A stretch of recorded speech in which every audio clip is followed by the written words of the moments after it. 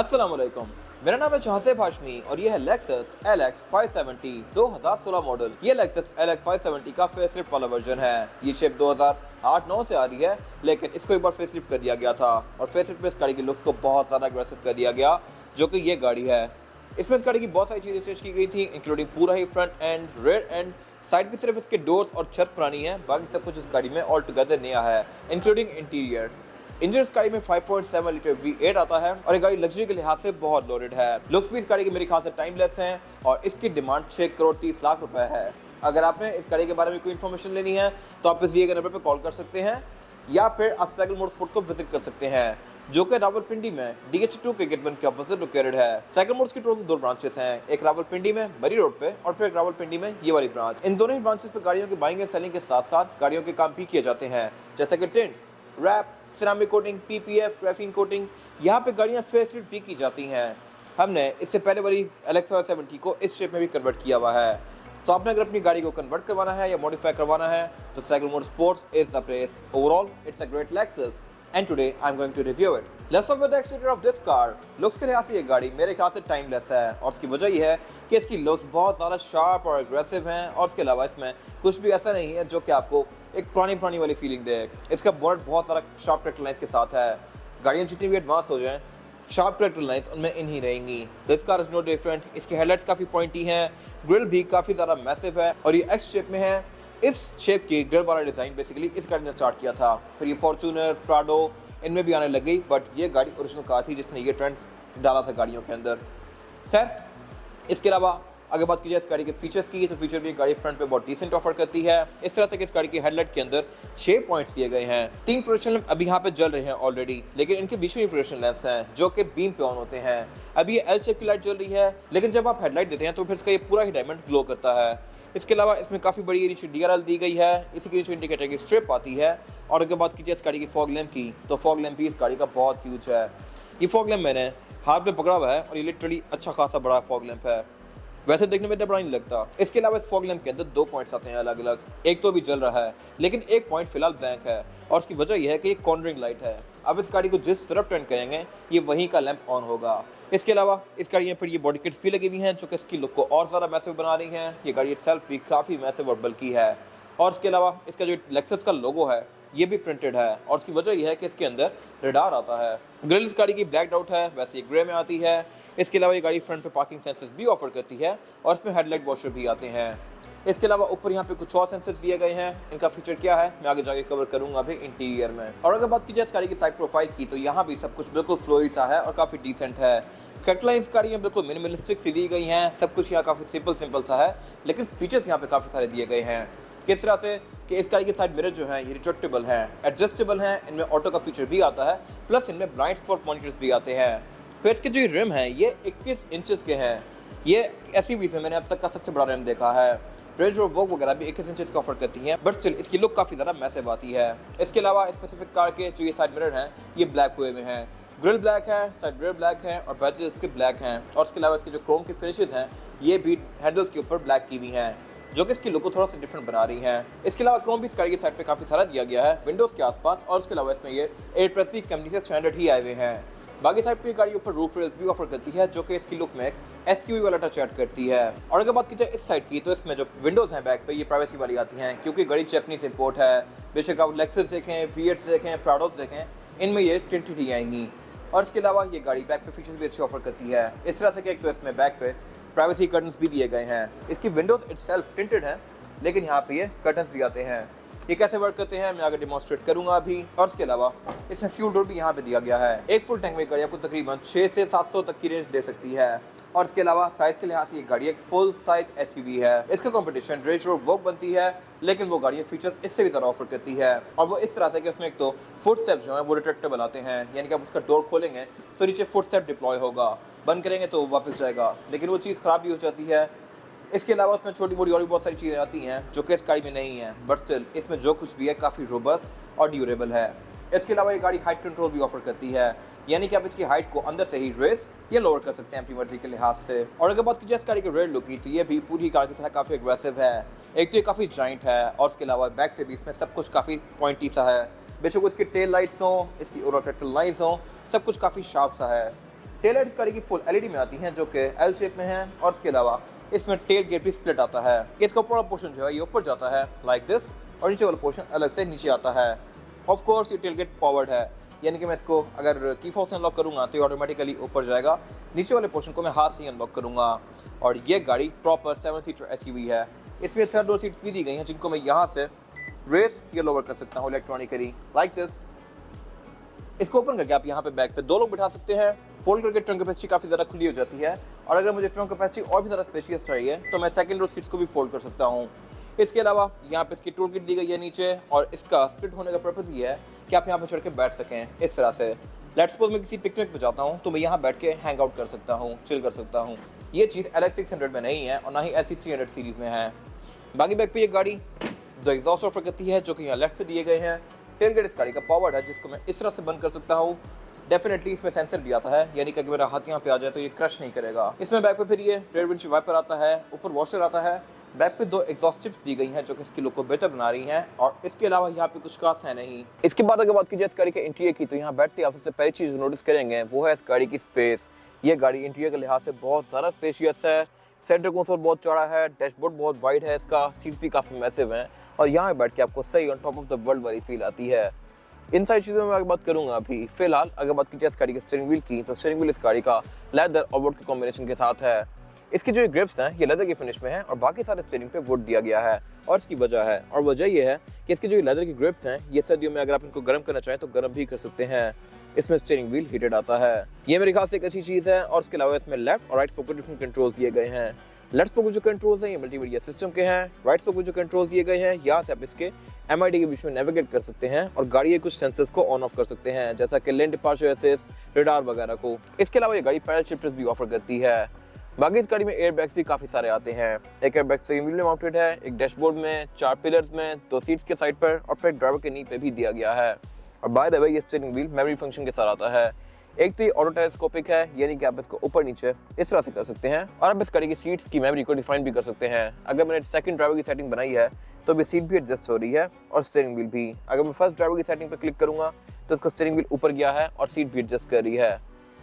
ये मेरे ख्याल से काफी अच्छा लग्जरियस फीचर है। इस गाड़ी में 3 ड्राइवर्स अपनी मर्जी के लिहाज से सेटिंग बना सकते हैं। इसके अलावा अगर बात की जाए इस गाड़ी की हेडलाइट्स के कंट्रोल की तो इनमें ऑटोमेटिक वाला फीचर भी आता है, यानी कि ये डे और नाइट को सेंस करके ऑटोमेटिकली ऑन या ऑफ तो होंगी ही, लेकिन इनमें ऑटो लेवलिंग वाला फीचर भी आता है, यानी कि ये ऑटो लेवल भी करती हैं। इसके अलावा इसकी फॉग का कंट्रोल भी यहीं पे दिया गया है। फॉग इस गाड़ी में फ्रंट और बैक दोनों पे आती है। इसके अलावा वाइपर इस गाड़ी में रेन सेंसिंग दिए गए हैं, ये ऑटोमेटिकली ऑन या ऑफ तो होते ही हैं, लेकिन बारिश की स्पीड को सेंस करके तेज या स्लो भी होते हैं। इसके अलावा अगर बात की जाए इस गाड़ी के मीटर की तो पूरी ही गाड़ी के इंटीरियर और एक्सटीरियर की तरह इस गाड़ी का मीटर भी काफी वाइड है। यहाँ पे 6 डायल्स दिए गए हैं। सेंटर में जो 2 मेन डायल्स हैं ये इसका स्पीडोमीटर और RPM के हैं। इसकी स्पीड लिमिट 260 km/h तक है, जबकि यूजुअली जापानी कार्स में ये 180 km/h तक आती है। फिर इसके अलावा इसकी जो रेव लिमिट है ये 5.9 पे है और उसके अलावा सेंटर में एक MID क्लस्टर दिया गया है जो कि काफ़ी इंटरेक्टिव है और क्वालिटी के लिहाज से भी काफ़ी बेहतर है। प्री फेसलिफ्ट कार में या फेसलिफ्ट के बाद भी ये काफ़ी बेसिक सा था, पिक्सेलेटेड सा था। इसको जब फेसलिफ्ट किया गया, जब इसकी ये वाली शेप आ गई थी तो इस शेप के बाद इसकी क्वालिटी को काफ़ी बेहतर कर दिया गया। यहाँ पे गाड़ी आपको बहुत सारी चीज़ें शो करवाती है जैसे कि ट्रिप्स, एवरेज किलोमीटर पर litre, tyre turning radius, tyre pressure monitor.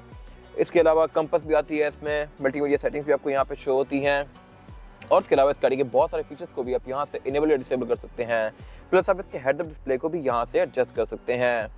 Head up display भी ये गाड़ी ऑफर करती है और ये बेसिकली एक ऐसा फीचर है जो कि आपको विंड स्क्रीन के अंदर इस गाड़ी की स्पीड शो करवाता है। इसके अलावा अगर बात की जाए इस गाड़ी के डैशबोर्ड की तो ये सारा ये सॉफ्ट टच पैडिंग यानी कि लेदर की फिनिश में है और इसमें स्टिचिंग भी कंटिन्यू करती है जो कि इसकी लुक को काफ़ी अच्छा बना रही है।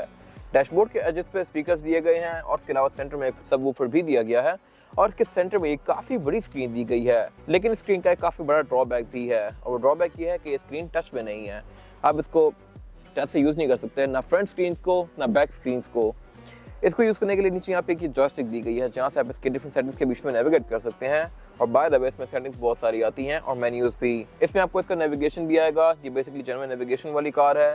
फिर नीचे यहाँ पे म्यूजिक, फ़ोन, गाड़ी के स्टैट्स, क्लाइमेट कंट्रोल, इस तरह की सारी चीज़ें आपको शो होंगी और उसके अलावा यहाँ पे अपना मीडिया भी प्ले कर सकते हैं। इसके अलावा स्क्रीन से नीचे यहाँ पे फिर एक ये वुड की फ्रिल दी गई है काफ़ी बड़ी, इसके कलर्स को आप कॉन्फ़िगर कर सकते हैं और उसके अलावा इस गाड़ी के इंटीरियर के कलर को भी आप अपनी मर्जी के लिहाज से एडजस्ट कर सकते हैं।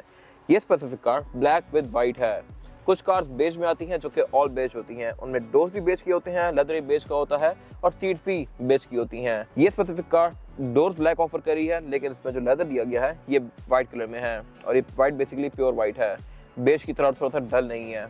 इसकी लुक काफ़ी फ्रेश आती है और उसके अलावा इसमें और जो कलर टोन्स आती हैं वो है beige, pure white, burgundy, orange, brown, हर तरह का कलर ये गाड़ी ऑफर करती है। आप अपनी मर्जी के लिहाज से अपनी गाड़ी को डिज़ाइन कर सकते हैं लेते टाइम डेफिनेटली। फिर इसके अलावा इस वुड की फिल से नीचे यहाँ पे इसके ये क्लॉक दी गई है जो कि रात में इल्यूमिनेट करती है और इसमें 4 एयरवेंट्स दिए गए हैं। फिर उससे नीचे यहाँ पे कुछ और कंट्रोल दिए गए हैं जो कि मल्टीमीडिया सिस्टम के हैं। यहाँ पे इसका क्लाइमेट कंट्रोल दिया गया है और क्लाइमेट कंट्रोल भी ये गाड़ी by the way 4 zone offer करती है। इसमें फ्रंट और बैक 2 अलग अलग जोन दी गई हैं और चारों पैसेंजर अपनी मर्जी के लिहाज से इसके क्लाइमेट कंट्रोल एडजस्ट कर सकते हैं। इसके अलावा क्लाइमेट कंट्रोल में एक और फीचर भी दिया गया है क्लाइमेट कंसीयर्ज का। क्लाइमेट कंसीयर्ज बेसिकली इसकी हीटेड सीट्स और कूल सीट्स को भी क्लाइमेट कंट्रोल के साथ सिंक कर देता है। यानी कि अगर मैंने एक टेम्परेचर लो किया है तो सिर्फ मजाक से हवा ही नहीं आएगी बल्कि सीट्स भी एसी ऑन कर देंगी। ये मेरे ख्याल से एक अच्छी चीज़ है। और इसके अलावा फिर यहाँ पे सेंटर में एक बैश दिया गया है मार्क्स एंड लेविंसन का। ये बेसिकली एक एड ऑन फीचर है जो कि इसके साउंड सिस्टम को काफ़ी बेहतर बना देता है। मार्क्स एंड लेविंसन वाली कार में 4 स्पीकर्स एक्स्ट्रा आते हैं रेयर डोर्स में जो कि सिंपल कार में नहीं होते। इसको अगर आप ओपन करेंगे तो इसके पीछे मैप और मीडिया का कार्ड इंसर्ट दिया गया है। इसके अलावा इसमें नीचे यहाँ पे ड्रॉ दी गई है और इसमें वायरलेस चार्जर आता है जिसको आप यहाँ से ऑन कर सकते हैं और इसमें अगर अपना वायरलेस चार्जिंग वाला फोन रखेंगे तो वो चार्ज होना शुरू हो जाएगा।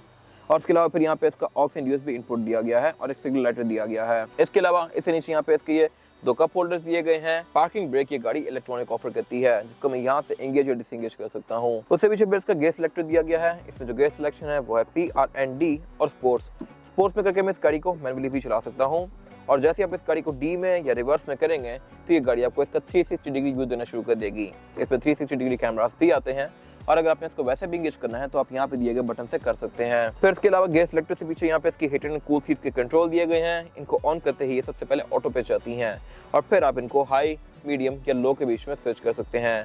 फिर पीछे इसकी हीटेड स्टीयरिंग व्हील का कंट्रोल दिया गया है और कुछ और यहाँ पे कंट्रोल दिए गए हैं जो कि इसके ऑफ रोडिंग के हैं। आप यहाँ से इसके ट्रैक्शन ऑन ऑफ कर सकते हैं, आप फिर कंट्रोल ऑन ऑफ कर सकते हैं और इसके अलावा इसके फिर जो 2 नॉब्स दिए गए हैं इनसे आप इसके ड्राइव मोड्स के बीच में नेविगेट कर सकते हैं या फिर मल्टी टेरेन सिस्टम के बीच में नेविगेट कर सकते हैं।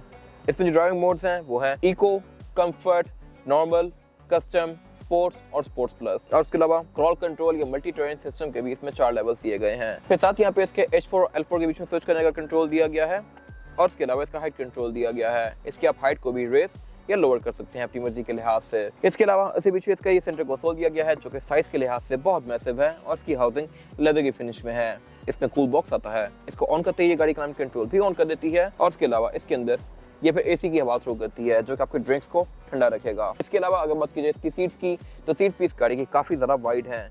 ये V8 से भी ज़्यादा चौड़ी हैं और आप इसमें काफ़ी कंफर्टेबली बैठते हैं और इसकी एडजस्टमेंट भी बहुत सारी दी गई हैं। इसमें लंबार सपोर्ट भी आता है, थाई सपोर्ट भी आता है और इसके अलावा ये सीट्स हैं भी इलेक्ट्रॉनिक। आप इनको इलेक्ट्रॉनिकली आगे या पीछे कर सकते हैं और ऊपर नीचे भी कर सकते हैं।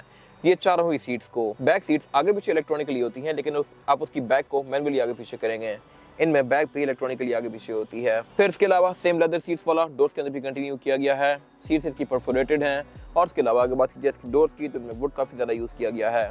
स्पीकर ये गाड़ी मार्क्स एंड लेविंसन के ऑफर करती है और इसके अलावा अगर बात की जाए विंडोज़ की तो इसमें चारों ही सिंगल टैप वाली हैं, यानी कि मैं इनको सिंगल टैप से फ्री रोल डाउन या रोल अप कर सकता हूँ।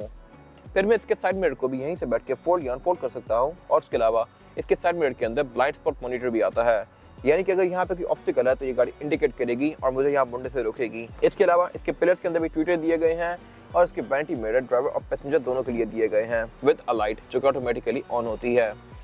बाय द वे इसके सनशेड्स भी एक्सटेंडेबल हैं। मुझे अगर फ्रंट से धूप आ रही है तो मैं यहाँ से बचा सकता हूँ, लेकिन अगर धूप कॉर्नर से आ रही है तो मुझे यहाँ से हिट करेगी, तो मैं इससे बचने के लिए इसको इधर कर सकता हूँ। और फ्रंट के लिए फिर एक और सनवाइजर दिया गया है। ये मेरे ख्याल से एक इंटरेस्टिंग चीज़ है। इसमें 2 सनशेड्स आते हैं। फिर इसके अलावा इसके सेंटर में इसका रेडियो मिरर दिया गया है जो कि ऑटो डिमिंग वाला है। विंडशील्ड के ऊपर वाला एरिया जो है ये थोड़ा सा टिंटेड है जो कि एज अ सनशेड काम करता है। फिर इसके अलावा इसकी यहाँ पे सनग्लास होल्डर दिया गया है। केबिन लाइट्स दी गई हैं जो कि टच में ही है, इनको मैं टच से ऑन ऑफ कर सकता हूँ। ये इवन LC300 में भी बटन वाली आती हैं, बट लेक्सस ये टच सेंसिटिव ऑफर करती है। और इसके अलावा फिर इसमें यहाँ पे ये सनरूफ दी गई है जिसको मैं यहाँ से क्लोज या ओपन कर सकता हूँ और इसके अलावा यहाँ पे कुछ खास है नहीं। इसके बाद अगर बात की जाए स्काई में रेयर पैसेंजर्स के लिए सीटिंग कैपेसिटी की थी, बैक पे अच्छी खासी स्पेशियस है। फ्रंट सीट को मैंने मैक्सिमम पीछे किया हुआ है बट स्टिल मेरे पास यहाँ पे सफिशिएंट हेडरूम बाकी है।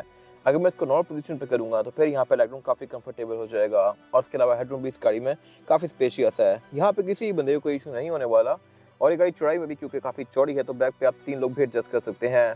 4 लोग आना चाहें तो वो भी आ जाएंगे, लेकिन फिर ज़्यादा कंफर्टेबल नहीं होंगे। इसके अलावा फ्लोर बेड भी ये गाड़ी फ्लैट ही ऑफर करती है, जो कि मेरे ख्याल से एक अच्छी चीज़ है। और सिर्फ यही नहीं, यहाँ पे फीचर्स भी बहुत डिसेंट दिए गए हैं। इस तरह से रियर पैसेंजर्स के लिए इसमें क्लाइमेट वेंट्स बहुत सारे दिए गए हैं। एक या सेंटर में है, एक पाँव में है, एक ऊपर छत में भी दिया गया है। और उसके अलावा ये गाड़ी बैक पे क्लाइमेट कंट्रोल की 2 जोन्स भी ऑफर करती है। इसमें बैक पे प्रॉपर क्लाइमेट कंट्रोल आता है, जो कि फ्रंट के क्लाइमेट कंट्रोल की तरह ही फंक्शन करता है। यहाँ से मैं इसकी फैन की स्पीड को कम ज़्यादा कर सकता हूँ, क्लाइमेट कंट्रोल को एडजस्ट कर सकता हूँ। और उसके अलावा सिर्फ यही नहीं, इसमें बैक पे सीट्स हीटेड के साथ साथ कूल भी आती हैं।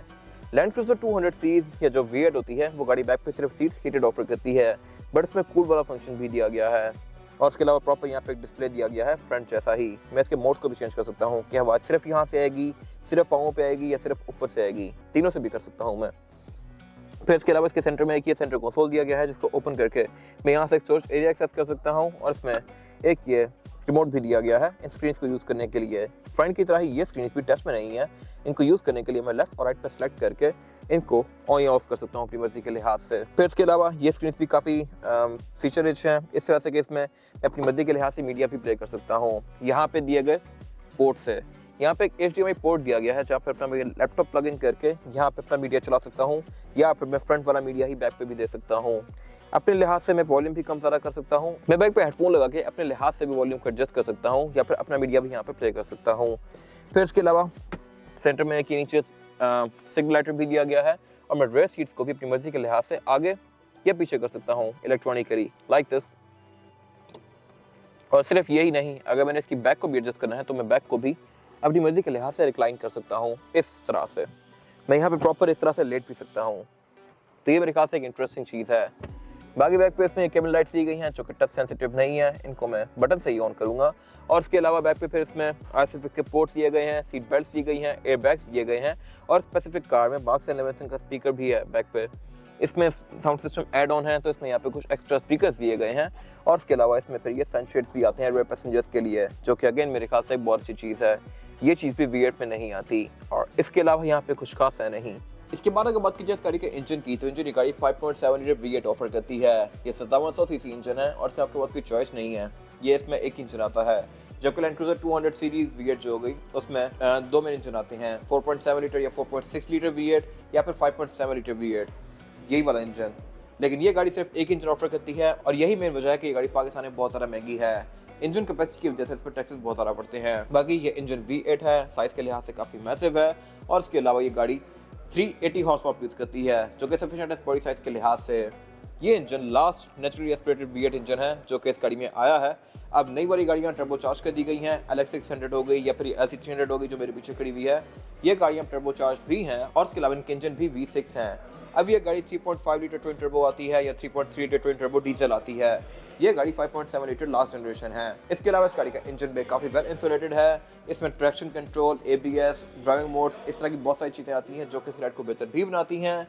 ये गाड़ी है भी ऑल टाइम 4x4, ट्रांसमिशन इसमें ऑटोमेटिक ही ऑफर होती है, और बाकी इस गाड़ी का स्टीयरिंग व्हील भी हाइड्रोलिक आता है। इसमें यहाँ पे प्रॉपर टैंक दिया गया है हाइड्रोलिक पावर स्टीयरिंग के ऑयल का। बाकी ये गाड़ी आपको तकरीबन 4 से 5 तक की एवरेज देगी, 6 से 7 तक भी जा सकती है डिपेंडिंग अपॉन ड्राइविंग पैटर्न, जो कि एक मेरे ख्याल से कम एवरेज है। लेकिन अगर आप इस गाड़ी के साइज़ को कंसीडर करें तो ये काफ़ी अच्छी एवरेज है।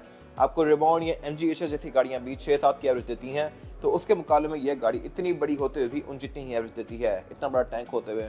तो मेरे ख्याल से ये एवरेज ऐसी गाड़ी में बेयरेबल है। इसके अलावा इस गाड़ी का इंजन भी काफ़ी वेल इंसुलेटेड है, बोनट के अंदर भी इंसुलेशन दी गई है इसमें, और इसके अलावा इसका बोनट ओपन भी हाइड्रोलिक से होता है, जो कि अगेन मेरे ख्याल से एक अच्छी चीज़ है। इसके अलावा यहाँ पे कुछ खास है नहीं। इसके बाद अगर बात करिए इस गाड़ी की टायर साइज की, टायर साइज जो ऑफर करती है LX 570, यह है 275, 50 और 21। इसमें 21 इंचेस का रिम दिया गया है, जो कि अच्छा खासा मैसिव है। और इसके अलावा ये रिम है भी काफ़ी अच्छा लुक्स के लिहाज से। ये मल्टी स्पोक रिम है और डुअल कॉम्बिनेशन में है, एल्यूमिनियम और ग्रे के फिनिश के साथ। टायर की गाड़ी डनलॉप ग्रैंड ट्रैक ऑफर करती है, जो कि टोयोटा की मोस्टली कार्स में आता है, और एक अच्छा टायर है। इसकी लाइफ तकरीबन 40% रिमेनिंग है अभी, तो ये आपको तकरीबन 20 से 1000 किलोमीटर अच्छी राइड प्रोवाइड करेगा। फिर इसके अलावा इसमें ऑल व्हील डिस्क ब्रेक भी आती है, फ्रंट पे भी और बैक पे भी, और इसमें फिर हाइट कंट्रोल भी आता है, यानी कि आप इसके हाइट को रेज की लोअर कर सकते हैं। फिलहाल ये नॉर्मल पे है। इसको आप अगर रेस करेंगे तो ये गाड़ी काफी ऊंची हो जाती है और लो करेंगे तो ये गाड़ी लिटरली स्पोर्टेज या फॉर्च्यूनर के लेवल पे आ जाती है। इसके अलावा इसमें ट्रैक्शन कंट्रोल, ड्राइव मोड्स, इस तरह की और भी बहुत सारी चीजें आती हैं जो कि इसकी राइड को और बेहतर बनाती हैं, और इसके अलावा यहाँ पे कुछ खास है नहीं। ये था आज का रिव्यू। अगर आपको ये रिव्यू पसंद आया है तो इस रिव्यू को लाइक कीजिए, मेरे चैनल को सब्सक्राइब कीजिए, और अगर आपके पास गाड़ी से रिलेटेड कोई भी राय है तो उसको कमेंट सेक्शन में शेयर जरूर कीजिएगा, ताकि वो लोग जो ये गाड़ी लेने वाले हैं वो आपकी राय से फायदा उठा सकें। अपना ख्याल रखिएगा। Thank you.